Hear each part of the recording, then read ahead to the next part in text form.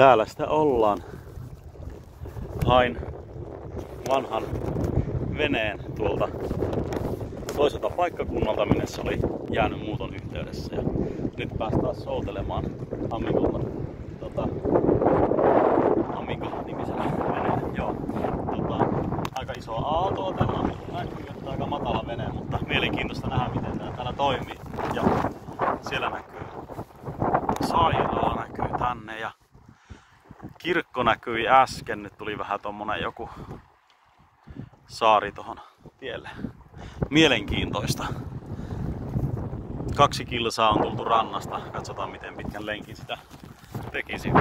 Hauskaa hommaa. On tää silleen hieman verran kukkariuhkeella olla näin matalalla veneellä. Näinkin isolla selällä, että tää heittää välillä aika lähelle reunaa noita aaltoja. Mutta tää on tämmöstä testailua. Piti laittaa pelastusliivit. Ja repulle on jätesäkkivarulta, jos sattuisi hörppäämään yli laidan. Ainakin kaikki tavarat ja ukko pelastuu. Aikamoiset aallot. Vaikka aika tyyni keli sinänsä ehkä. Ei pahimmasta päästä, mutta joo, hauska. Pidetään tässä saaressa breikki. Se oli ihan hauska pätkä soutaa. Sitten vielä pitäisi takaskin soudella tonne vähän niinku vastuulleen.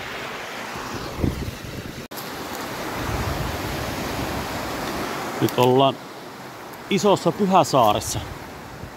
Mitä ilmeisimmin.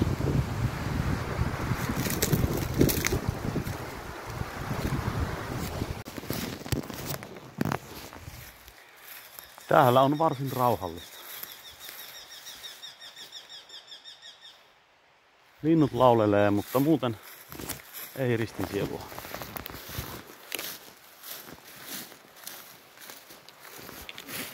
Eli aika rauhalliseen paikkaan voi kaupungissakin päästä ihan muutaman kilsan päästä.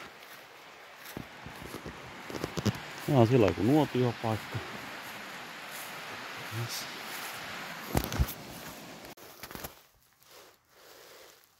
Hienoa on tämä kasvusto täällä. Paljon kaikenlaista sammalta ynnä muuta.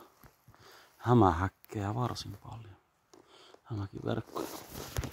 Täällä on myös itikoita. Itikat ovat löytäneet myös tänne saareen.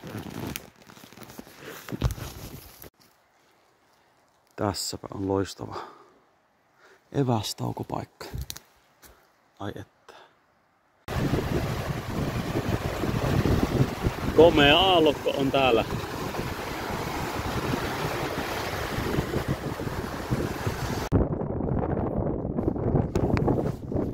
Täällä sitä ollaan takaspäin soutamassa ja vasta aallokkoon on melkoisen hidasta tämä touhu. Tässä saa nyt jo sitten ruveta urheilemaan, että pääsee tonne.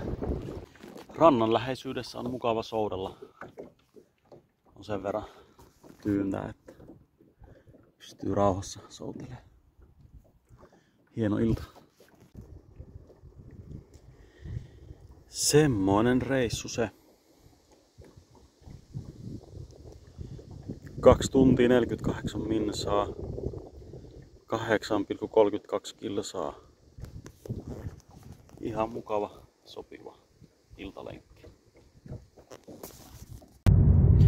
Joo, mutta toi oli siinä mielessä hyvä lenkki, että sisäsoutuu en jaksa yleensä kuin sen 500 metriä, että siinä on sopiva alkulämpö. Korkeinta ehkä kilsa salilla käydessä samalla, niin ulkona on kivempi soudella. Tosin tossa nyt ei saa oikein jalkoja sitten mukaan, kun ei ole liukuva penkki, niin se on kyllä miinuspuoli, mutta katsotaan, niin tuleeko käytyy soutamassa enemmänkin vai lähinnä sitten, että jos vaan käy kalalla tai tälleensä, mutta katsotaan mitä siitä sitten.